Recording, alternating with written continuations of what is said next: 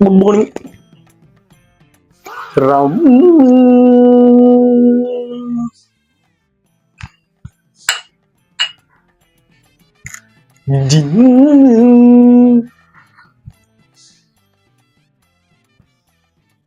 Pier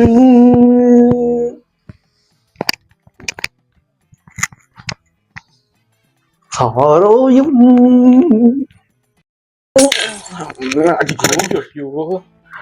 என்னடா பண்ண? உடஞ்சிருச்சுடா. ரீல்ஸ். நல்லா இருக்கு. நல்லா இருக்கா? அடா பாவி, அவன் தான் ஏதோ எங்கேயோ வந்து ஏதோ ட்ரெண்ட் பண்ணி விடுறான் ஏன்னா ஆளாளுக்கு.